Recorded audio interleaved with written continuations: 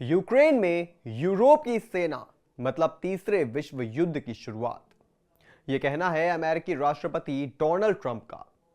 Trump जो कि लंबे समय से रूस यूक्रेन युद्ध पर विराम लगाने की हिमायत कर रहे हैं, उन्होंने अब साफ तौर पर बोल दिया है कि अमेरिका तो यूक्रेन की मदद नहीं ही करेगा, साथ ही अगर यूक्रेन की मदद कोई तीसरा देश करता है तो ट्रंप विश्व युद्ध छेड़ देंगे।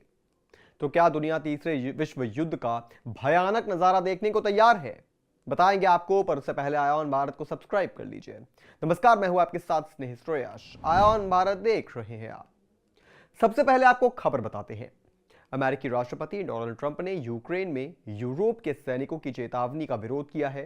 ट्रंप ने चेतावनी देते हुए कहा है कि यूरोप अगर यूक्रेन में शांति समझौते के बाद अपनी सेना भेजता है तो यह तीसरे विश्व युद्ध का कारण बन सकता है। अमेरिकी राष्ट्रपति ने युद्ध विराम से पहले यूक्रेन में नए सिरे से इलेक्शन कराने की भी मांग की है, जिसका मतलब व्लादिमीर जेलेंस्की की जगह नए प्रेसिडेंट का चुनाव माना जा रहा है। ट्रंप का यह बयान ऐसे समय में आया है जब यूक्रेन युद्ध पर चर्चा के लिए अमेरिका और रूस के शीर्ष राजनायिकों की सऊदी अरब में बैठक हुई है। जेलेंस्की ने यूक्रेन को बैठक से बाहर रखने पर नाराजगी जताई है। साथ ही उन्होंने यूक्रेन में शांति सेना के तहत 1 लाख सैनिकों की तैनाती की मांग की है। ट्रंप ने यह भी कहा है कि यूक्रेन के नेतृत्व ने एक ऐसे युद्ध को लंबा चलने दिया जो कभी होना ही नहीं चाहिए था। अमेरिका और रूस के शीर्ष राजनयिकों ने रियाद में यूक्रेन युद्ध खत्म करने के लिए बातचीत की है। इस बातचीत में दोनों देशों के विदेश मंत्री मौजूद रहे। करीब 5 घंटे की बातचीत के बाद दोनों पक्ष इस बात पर सहमत हुए कि अंतिम शांति समझौते से पहले यूक्रेन में चुनाव कराए जाने चाहिए। इस प्रस्ताव से अटकलें लगने लगी हैं कि जेलेंस्की को यूक्रेन के राष्ट्रपति के पद से हटाया जा सकता है और कीव में रूस समर्थक नेतृत्व को लाया जा सकता है। डोनाल्ड ट्रंप ने हालांकि साफ किया है कि यूक्रेन में नए सिरे से चुनाव कराने का प्रस्ताव रूसी पक्ष की ओर से नहीं बल्कि उनकी ओर से आया है। उन्होंने कहा, यूक्रेन में लंबे समय से चुनाव नहीं हुए हैं। यूक्रेन में तो हमारे पास मार्शल लॉ ही है।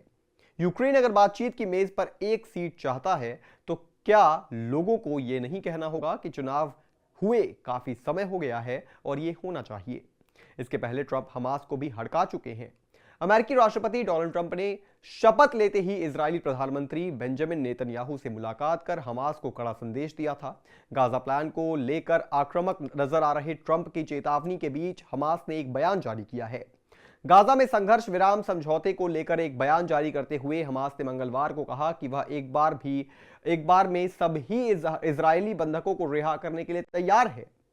इसी दौरान हमास ने गाजा युद्ध विराम समझौते को लेकर दूसरे चरण पर चर्चा को लेकर प्रतिबद्धता भी जताई है। हमास ने कहा कि दूसरे चरण में वह सभी बंधकों को इजराइल को अब सौंपने को तैयार है। हालांकि गाजा से हमास के लड़ाकों को पूरी तरह से हटाने की बात पर हमास के प्रवक्ता ने हैरानी जताई है और इसे एक हास्यास्पद बयान बताया है। इससे पहले इजराइल में युद्ध विराम समझौते के तहत गाजा क्षेत्र से हमास के पीछे हटने पर प्रस्ताव रखा था, यानी कि ट्रंप के आते ही विश्व शांति की ओर विश्व चल पड़ा है।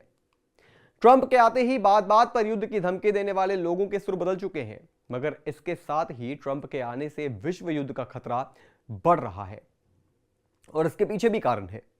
ट्रंप का इतिहास रहा है कि वो अपनी बातों पर रहते हैं। अपने पहले कार्यकाल में चीन को ट्रंप ने गजब सबक सिखाया था।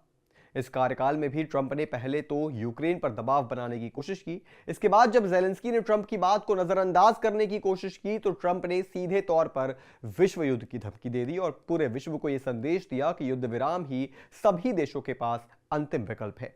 तभी यूक्रेन को हड़काते हुए ट्रंप ने कहा था कि यूक्रेन किसी दिन रूस का हो सकता है। उन्होंने यह भी कहा था कि वे यूक्रेन को दी गई सहायता के बदले दुर्लभ पृथ्वी खनिजों की प्राप्ति के लिए अडिग है, ताकि अमेरिका को कम से कम यह महसूस ना हो कि उसने बेवकूफ़ी की है। इस बयान से रूस को खुशी हुई है क्योंकि वह यह संकेत देता है कि ट्रंप यूक्रेन के भविष्य को लेकर रूस के दृष्टिकोण को उसके प्रति सहानुभूति रखते हैं।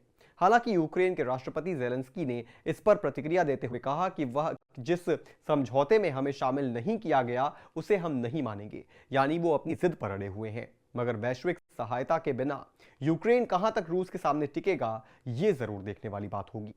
इस पूरी खबर पर आप क्या सोचते हैं दोस्तों, हमें कमेंट करके जरूर बताएं और भी तमाम बड़ी खबरों से जुड़े रहने के लिए आप देखते रहें आयान भारत।